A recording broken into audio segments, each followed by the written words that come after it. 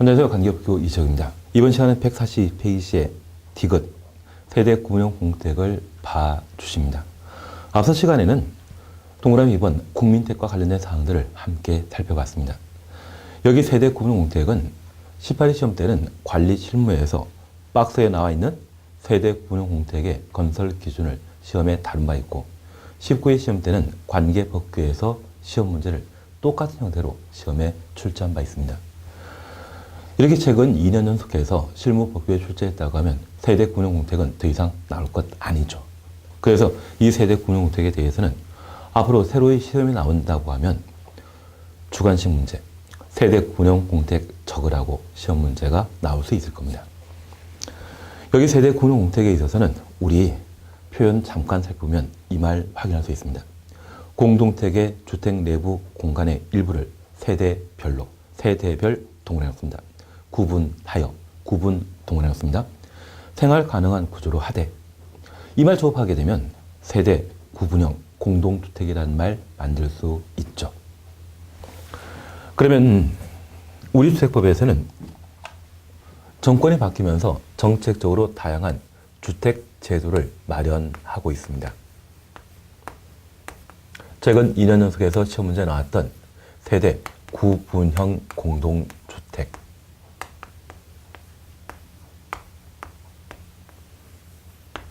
여기 세대 구분형 공동주택은 대형 평형이라고 하면 최근 분양이 잘 안 됩니다. 그래서 25평이나 35평 규모에 해당되는 주택은 분양이 꽤 되는데 대형 평형은 잘 안 되더라고요. 그래서 이 대형 평형을 둘 이상의 세대가 함께 거주할 수 있도록 세대 안에 경계벽을 설치하고 각각 별도의 출입구를 두고 각 구분된 공간마다 욕실과 부엌을 확보함으로써 주인이 한 세대에 거주하고 다른 하나를 남에게 빌려주는 형태입니다. 그러면 노령층에서는 이러한 세대 구분형 주택을 확보했을 때 노후에 임대소득으로 생활 가능하겠죠. 그래서 대형 평형의 분양을 촉진하기 위해 정책적으로 도입한 제도가 세대 구분형 공동주택입니다.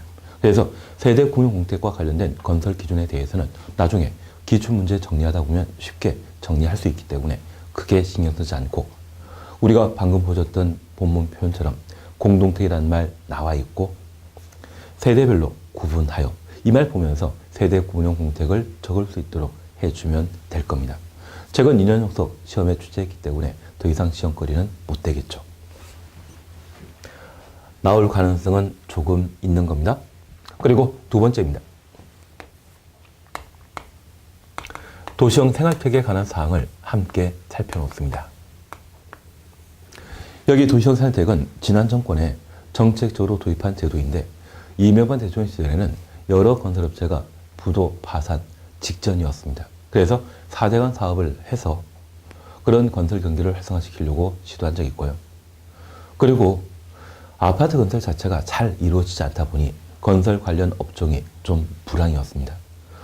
그러면 이 도시형 생활택을 도입함으로써 정책적으로 규제를 완화시키고 관련 산업을 육성시키기 위해 도입한 제도인데 이 도시형 생활택을 건설함에 있어서는 각종 주택 건설 기준을 대폭 완화시켜주고 있습니다. 보통 세대당 한 대 이상의 주차장을 확보하도록 되어 있지만 이 도시형 생활택의 경우는 세대당 한 대 아니거든요. 그래서 이 도시형 생활택이 많이 밀집해 있는 곳이라고 하면 주차장 문제가 사회적 문제로 대두되었고 작년 2015년 초에 의정부 도시형 생활택인 아파트에 화재 발생해서 큰 인명피해 발생하는 것 기억나십니까? 그런 문제점이 대두되더라고요.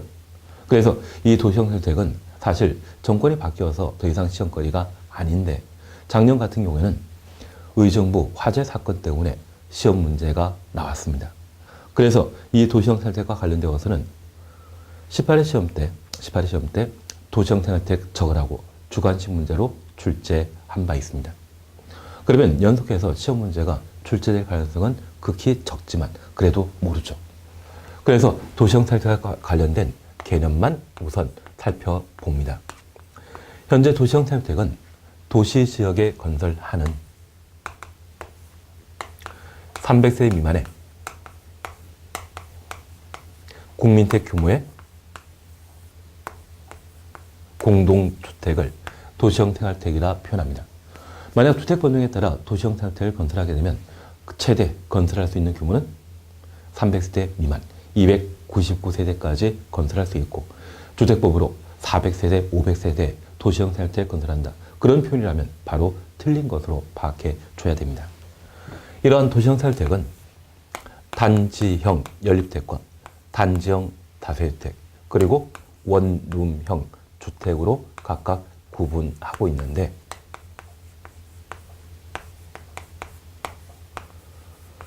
단지형 연립, 단지형 다세대 모두 공동택에 해당되는 것이죠.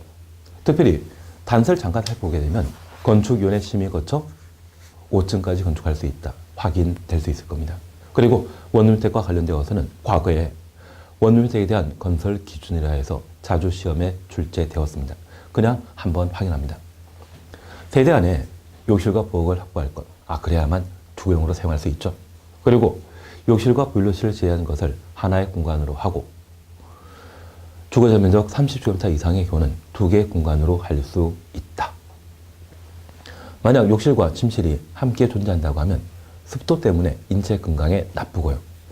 보일러실과 침실이 하나의 공간을 구성하게 되면 불완전 연소 시에 발생하는 가스 때문에 여러 가지 중독 사고가 발생할 수 있을 겁니다.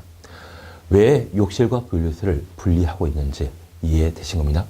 그리고 그 주거자 면적은 14제곱미터 이상, 50제곱미터 이내로 하며 지하층에는 둘 수 없다.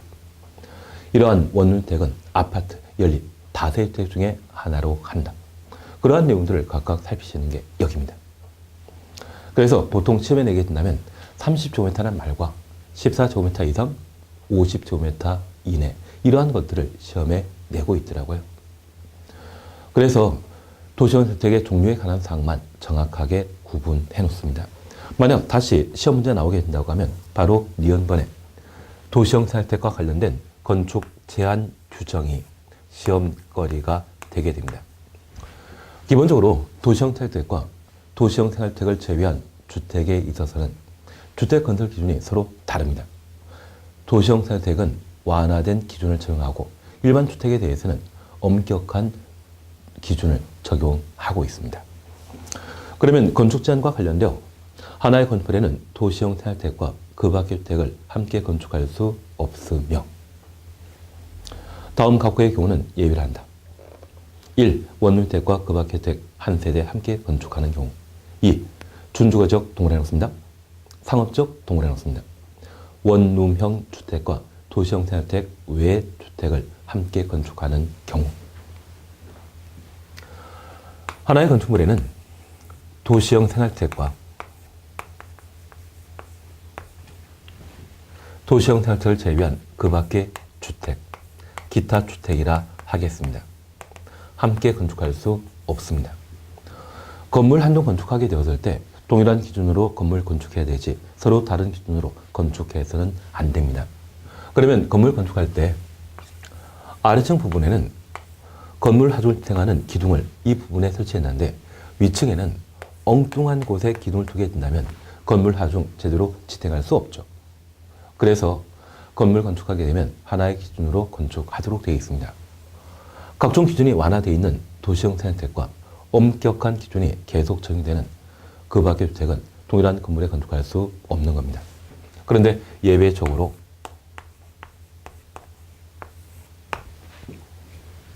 저도시형 생활택 중에 원룸형 주택과 그 밖의 주택 딱 한 세대는 동일한 건물에 함께 건축할 수 있습니다.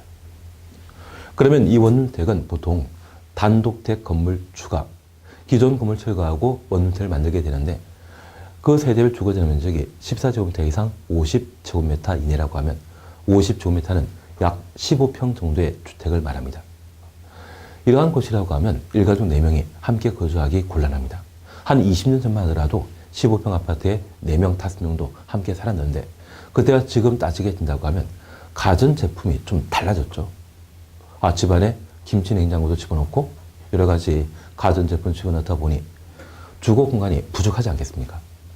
그래서 이러한 것들이 원주택을 건설하는데 장애된다 해서 주인 세대가 거주할 수 있도록 딱 한 세대는 동일한 건물에 건축하는 것을 허용하게 됩니다. 그런데 이러한 예외 규정은 상업지역, 동그라미 했습니다. 그리고 준주거지역, 동그라미 했죠. 이러한 용도 지역에 원룸형 주택을 건설하게 되면 도시형 생활주택을 제외한 그 밖의 주택을 함께 건축할 수 있다. 그러면 앞서 일반적인 원룸주택은 도시형 생활주택을 제외한 그 밖의 주택 딱 한 세대를 동일한 건물에 건축했지만 상업지역과 준주거지역이라는 용도 지역에서는 원룸형 주택과 그 밖 주택을 함께 건축할 수 있습니다. 세대수 제한 없죠. 그래서 가끔 도민 주택이라 해서 이러한 준주거지역에 땅을 마련하고 준주거지역에는 일정한 상권 활성화되어 있죠. 그래서 1층, 2층을 편의점 그리고 커피숍으로 만들고 2층부터 한 5층, 6층까지를 원주택으로 만듭니다. 그리고 한 4명 정도의 절친이 나머지 층을 각각 사용하게 되면 저 1층과 2층 그리고 원주택에서 발생하는 월 수입으로 이러한 동호주택에 거주하는 많은 사람들이 생활 누릴 수 있겠죠. 그러한 주택이 활성화될 수 있도록 어디? 상업지역, 준주거지역에 있어서는 세대 제한 없이 원주택과 함께 주택을 건축할 수 있습니다. 이런 예외가 인정되는 장소가 어디인지 용도 지역을 만약 빈칸 만들어서 시험에 묻게 된다면 그것 해결해 줘야 됩니다. 그리고 우리가 그냥 스쳐 지나간 것으로 단정 연립주택 또는 단정 다세주택과 원주택은 함께 건축할 수 없다. 위원번의 건축 제한 확인됩니다. 단정 연립, 단정 다세주택은 최대 건축할 수 있는 층수가 5개층입니다. 반면 원주택은 아파트를 원주택으로 할 수 있죠. 그래서 의정부 도시형 생활주택인 아파트에 화재 발생했을 때 그 의정부 도시형 주택 아파트는 10층짜리였거든요. 그래서 층수에 제한 없는 아파트, 원주택과 층수에 제한이 있는 단정 연립 다주택은 같은 건물에 건축할 수 없습니다. 이건 당연한 이야기로 이해해 놓습니다. 그러면 건축 제한과 관련되어 종전 다양한 기출문제에서는 원룸택과 관련된 건설 기준을 시험에 낸 바 있고 그리고 18일 시험 때 도시형 생활주택 적으라고 시험에 낸 적이 있다고 하면 이 건축 제한이 남아있는 시험거리입니다. 특별히 도시형 생활주택과 그 밖 주택은 함께 건축할 수 없지만 원룸형 주택의 경우에는 그 밖 주택과 딱 한 세대의 경우는 함께 건축할 수 있죠. 이런 예외는 단정 연립 다세주택엔 적용되지 않고 있습니다. 그리고 그 위치가 상업지역과 준주거지역이라면 원주택은 그 밖의 주택, 도시형 생활주택을 제외한 그 밖의 주택과 함께 건축할 수 있다. 그 정도 봐놓습니다. 그리고 144페이지에 4번 주택건설 비율 있습니다. 75, 100 있는데 크게 신경 쓰지 않습니다. 그리고 5. 에너지 절약형 친환경 주택. 에너지 사용량을 절감하고 이산화탄소 배출량을 줄이기 위한 주택을 에너지 절약형 친환경 주택이라 표현합니다. 그리고 건강 친환경 주택이라 하면 우리 새로 만들어진 아파트에 입주하게 되면 아이들이 아토피에 걸린다는 이야기 들은 적이 있습니다. 그런 피부병 발생을 최소화시키기 위해 실내 공기의 오염물질을 최소화하고 쾌적한 실내 환경을 조성하기 위한 주거 형태를 건강 친환경 주택이라 표현하고 있습니다. 그래서 정책적 판단에 따라 도입한 다양한 주택에 관한 개념에 있어서 조금 확인해 놓으시고요. 이러한 부분들을 살펴보게 된다면 충분히 내용을 정리하지 않나 싶습니다. 그래서 우리가 주택과 관련된 사안들을 쭉 살펴보면서 주택에 대한 개념, 그리고 이 주택과 비교되는 준주택,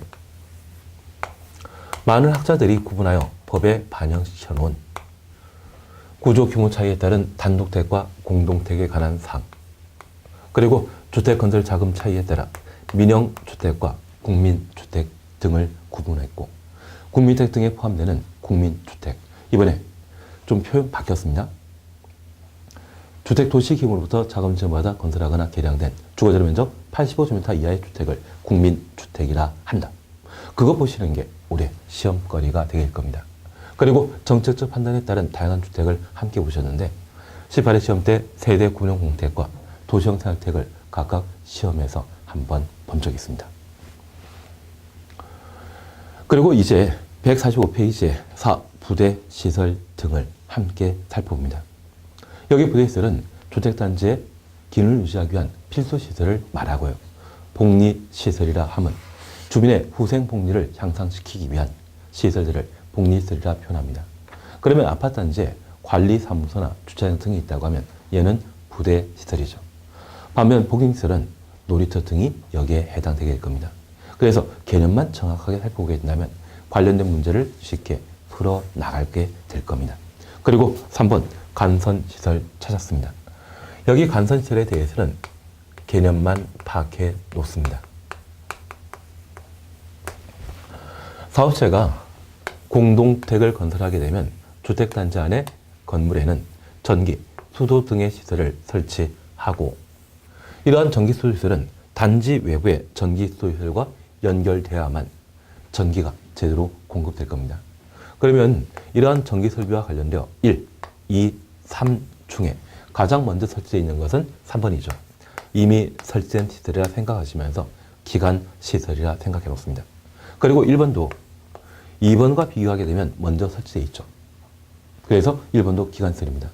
저 기간시설과 기간시설을 연결하는 사이시설을 법에서는 간선시설이라 표현합니다.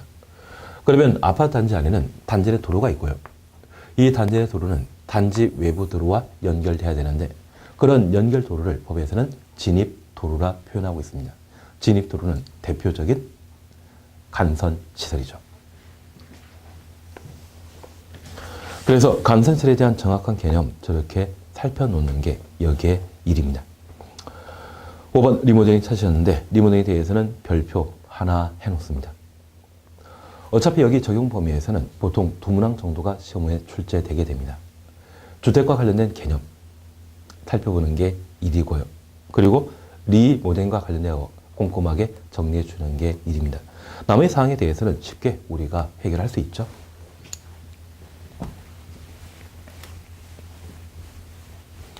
그러면 146페이지에 리모델링 별표했습니다.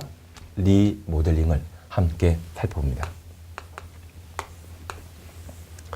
여기 리모델링은 공동택의 노화를 억제하거나 그 기능을 향상시키기 위한 대수선, 일부 증축하는 것을 리모델링이라 표현하고 있습니다. 그런데 우리가 지금까지 여러 차례 함께 공부하면서 하자담보책임이라는 말을 들어본 적 있습니다. 공동택 등을 건설한 사업체는 최대 10년 동안 하자담보책임을 지게 되는데 그 하자담보책임 기간에 발생한 부족, 설비의 공사상 잘못이 파악되게 되면 사업체가 책임지는 제도이죠. 만약 하자담보책임 기간 중에 여러 가지 문제가 발생했다면 사업체에게 고쳐달라 부탁할 수 있고요. 반면 하자담보책임 기간이 경과되게 되면 주택 소유자가 그러한 부분들을 직접 고쳐 나가야 됩니다. 그러면 리모델링과 관련된 대수선 일부 증축은 그 비용을 사업자가 부담합니까? 소유자가 부담합니까? 소유자가 부담하죠. 그래서 하자담보책임이 경과된 때 공택의 노화를 억제하거나 그 기능을 향상시키기 위한 대수선 그리고 일부 증축 소유자가 관련 비용을 부담해서 처리하게 됩니다. 그러면 이러한 리모델링은 하자담보책임 경과된 때 하는 것이죠. 특별히 증축과 관련된 사항을 함께 살펴보시는데 우리 146페이지에 박스를 보게 되면 1. 대수선 찾을 수 있고 이번에는 증축과 관련된 이야기를 볼 수 있습니다. 찾았습니까? 사용공사일 또는 사용승일부터 15년 경과된 공동주택으로 각 세대 주거 전용 면적 10분의 3 범위 내 증축하는 행위를 말하며 세대 주거 전용 면적이 85제곱미터 미만의 경우는 10분의 4 범위 내 증축하는 것을 말한다. 공용 부분에 대해 별도 증축할 수 있다. 그러면 이제 이렇게 다시 한번 살펴봅니다. 사실 공동택은 대지와 건축물로 구성되어 있는데 저 건축물은 전유 부분과 공용 부분으로 각각 구분할 수 있습니다. 그러면 이 전유 부분은 우리가 아파트 생활을 하다 보면 그 아파트에는 철제문인 갑종 방문 안에 현재 거주하는 입자 등이 관리하는 공간이 있습니다.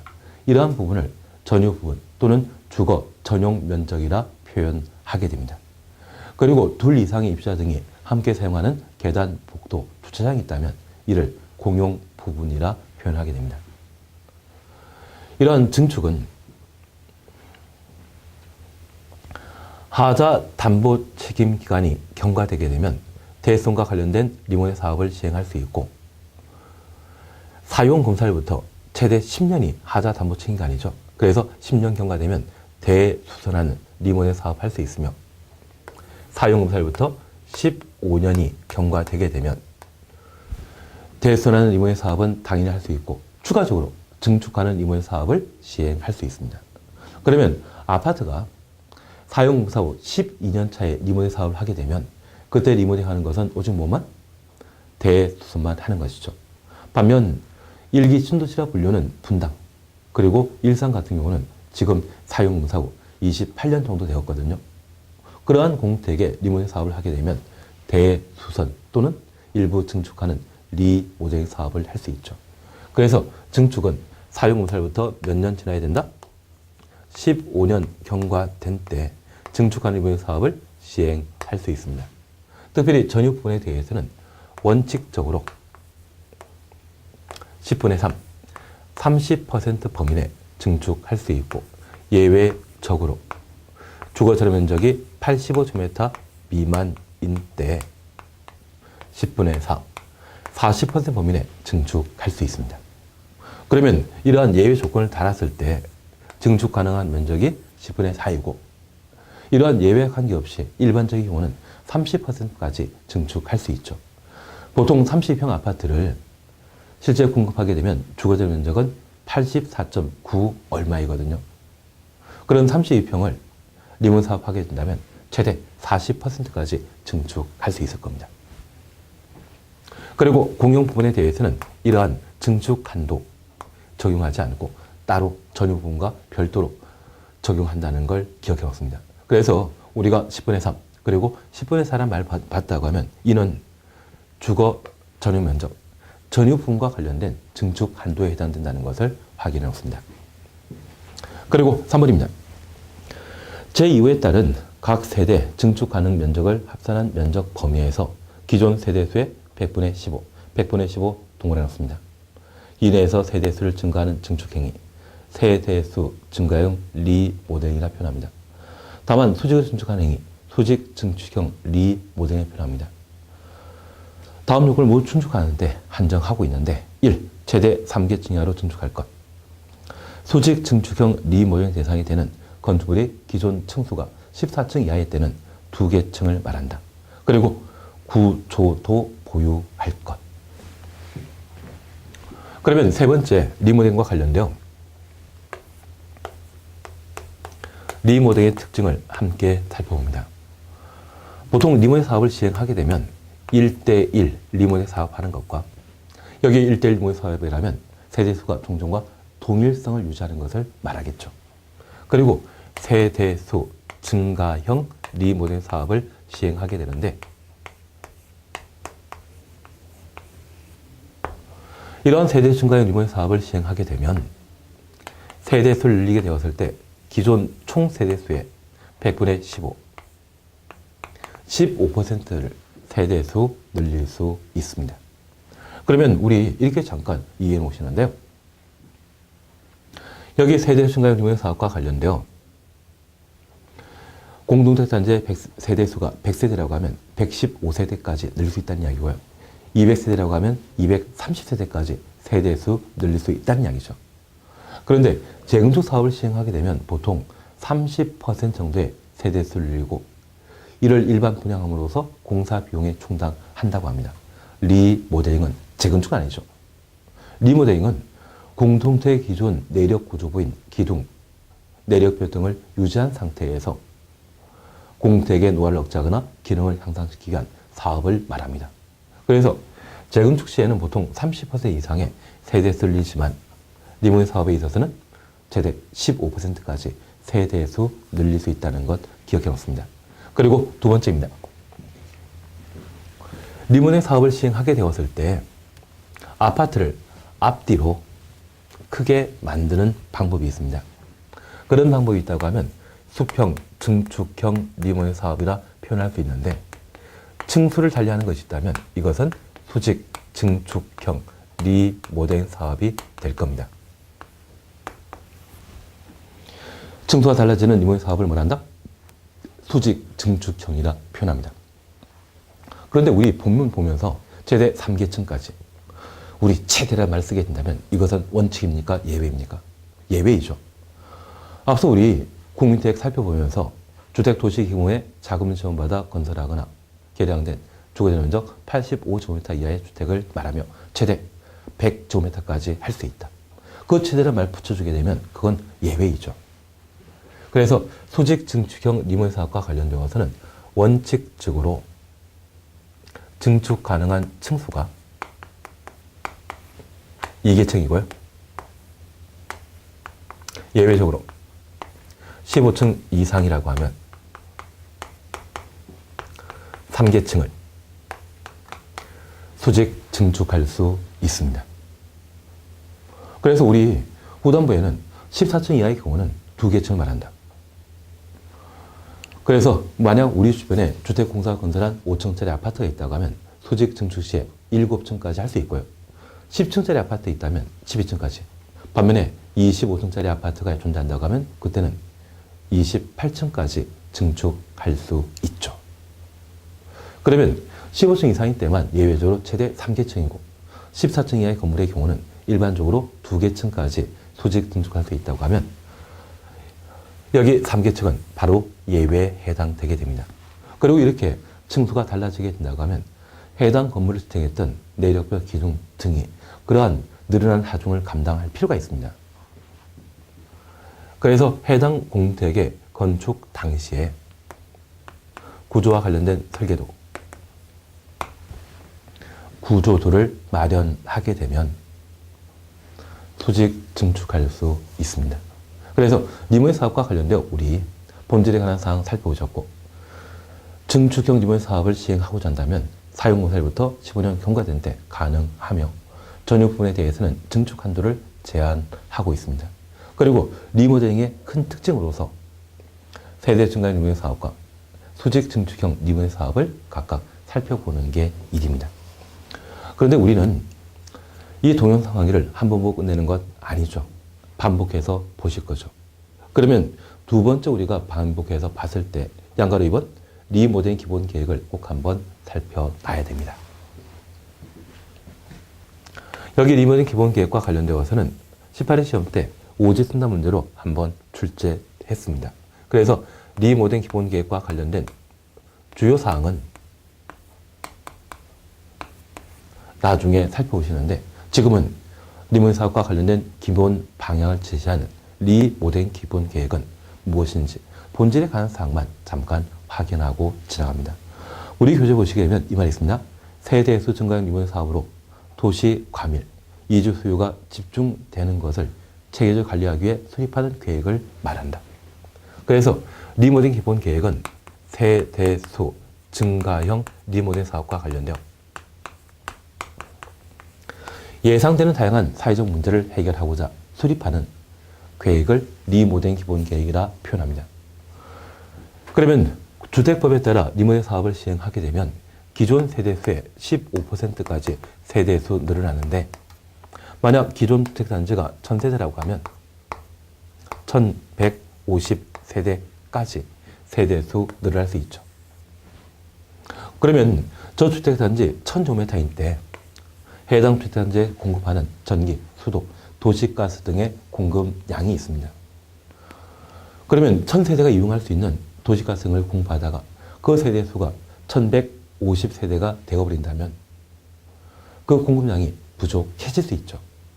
그리고 해당 주택단지 주변에는 학교, 의료시설 또는 주차장 등의 다양한 시설이 갖춰져 있는데 그런 기반시설이 증가하는 세대 수요를 감당하지 못한다고 하면 삶의 환경이 열악해질 수 있죠.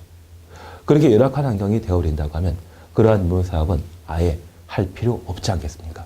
그래서 여기 리모델링 기본 계획은 세대수 증가형 리모델링 사업으로 도시 과밀화 현상을 방지하기 위해 도입된 제도입니다. 여기 과밀화라는 말 보시게 되면 가끔 TV 방송에서 좁은 양계장에 많은 닭들을 사육하는 거 보신 적 있습니다. 그게 과밀화 현상이거든요.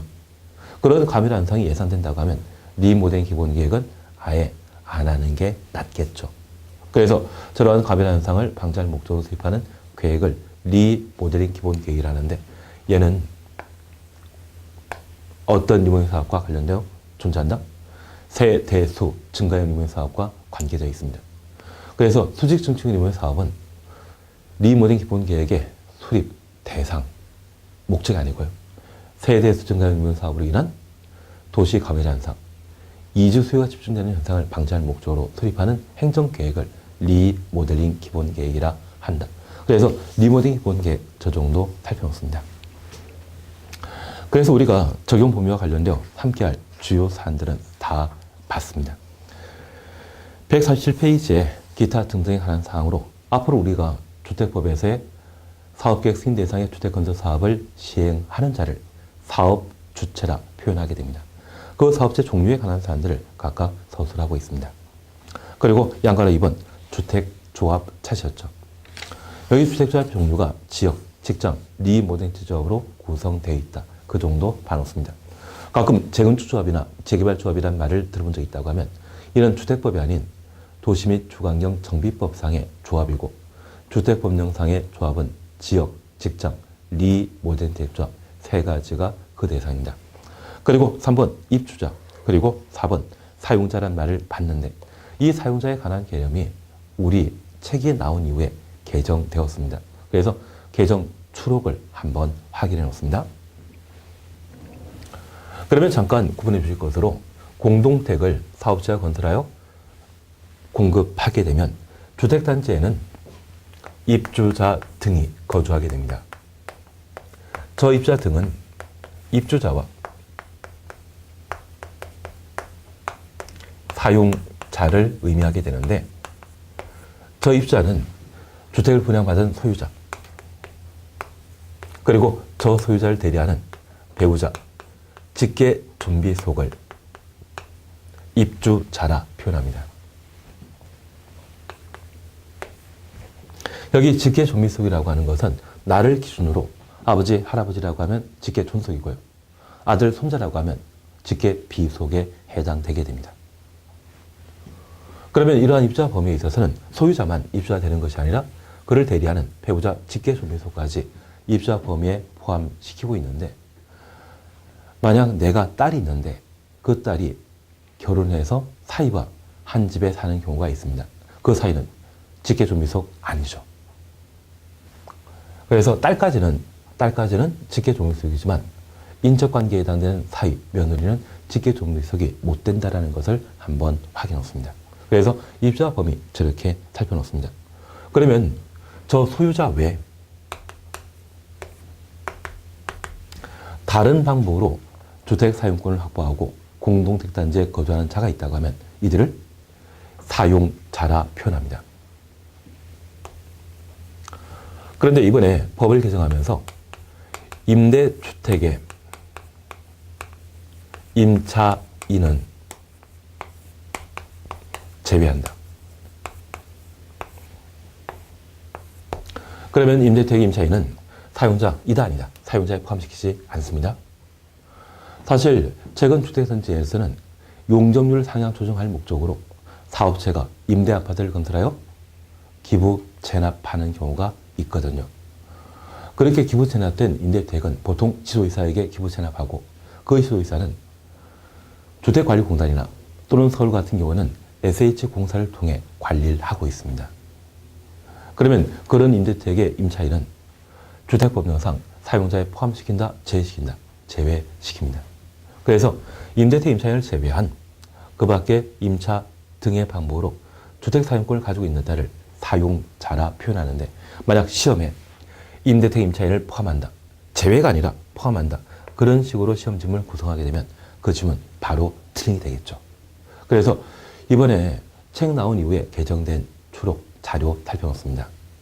나중에 다시 한번 우리 다른 방법을 공부하겠지만 철거 신고에 관한 사항도 이번에 개정되었거든요.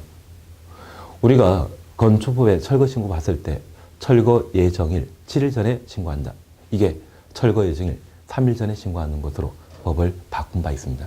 그래서 추록에 나와 있는 내용들 한번 바꿔주시고, 이 내용은 또다시 1월 말 그리고 2월 달에 좀 바뀐다고 하더라고요. 그래서 그 바뀐 내용들이 있다고 하면 또다시 추록으로 만들어 공급할 테니 그것을 교재에 반영해 주시면 좋겠습니다. 그래야만 우리 시험에 느긋하게 합격할 수 있죠.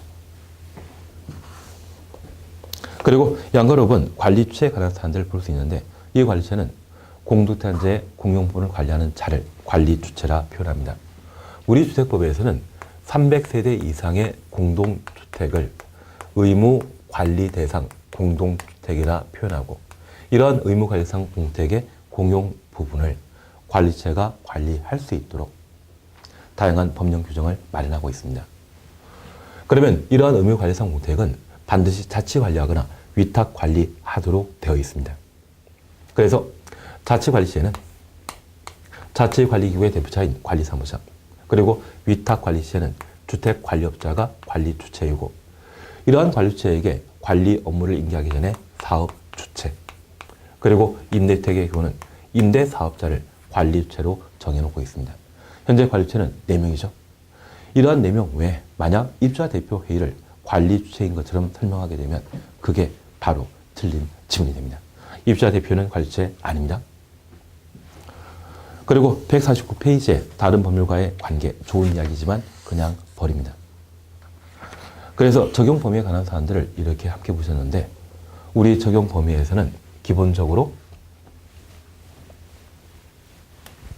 공공택지에 관한 개념을 살펴봤습니다. 농경지를 택지 개발 사업 하게 되었을 때 토지 소유권의 취득 방법이 매매가 아닌 수용 방법이라면 공공택지라 한다. 이러한 공공택지를 주택공사가 개발하게 되면 여러 회사에 분양하게 되는데, 현대 또는 삼성에서 아파트 단지를 만들게 되죠. 그러한 곳을 주택단지라 표현합니다. 이러한 주택단지에 대해서는 분양주택과 임대주택이 섞여 있는 곳을 혼합주택단지라 표현하고, 미분양 사태를 방지할 목적으로 공구별 분할 사업 시행할 수 있습니다. 여기 공구별 분할 사업 시행은 600세대 이상인데 가능하다라는 것 다시 한번 기억하시고, 각 공구별 세대수는 300세 이상일 것, 공구와 공구 사이에는 폭 6m 이상의 경계 확보하도록 되어 있습니다. 그리고 이러한 주택단지에는 주택과 부대, 복리시설을 설치하게 되는데, 주택에 대해서는 개념 살펴보면서 준주택을 함께 봤습니다. 그리고 다양한 방법으로 주택을 구분하고 있는데, 이러한 구분과 관련되어 구조, 설비의 구조, 규모 차이에 따라 공동택 등을 구분하고, 그리고 주택 건설 자금 차이에 따라 민영주택과 국민택 등을 구분했습니다. 국민택 등에 해당되는 사안 중에 국민택은 주택 도시 기본부터 자금 지원받아 건설한 주거면적 85제곱미터 이하의 주택을 말한다. 그래서 자금 차이에 관한 사항은 반드시 살펴주시고, 특히 국민택 꼭 한번 살펴놔야 됩니다. 그리고 세대 구능 공택과 도시형상주택은 작년 같은 경우에 관계 법규의 시험에 냈습니다. 다시 시험에 나온다면 관리실무에서 시험권이 될 수 있겠죠. 그리고 에너지라는 친환경주택과 건강친환경주택, 정책적 판단에 따른 주택 개념 구분이었습니다. 이러한 주택은 시간이 지나게 되면 리모델 사업을 시행하게 되는데, 저 리모델 사업과 관련된 기본 개념 살펴놓으시고, 특히 수직 증축형 리모델링 사업 2계층 수직 증축할 수 있는데 15층 이상이라면 최대 3계층 수직 증축할 수 있죠. 세대수 증가 리모델링 사업, 기존 세대수를 15% 범위 내 세대수 늘릴 수 있었습니다. 그래서 리모델링과 관련된 이러한 내용들을 정리해 놓는다면 충분히 시험 출제될 수 있는 두 문제 정도를 해결할 수 있을 겁니다. 이번 시간 여기까지 함께 하시고 다음 시간에는 주택 건설 절차에 관한 사항을 함께 살펴나가도록 하겠습니다. 수고하셨습니다.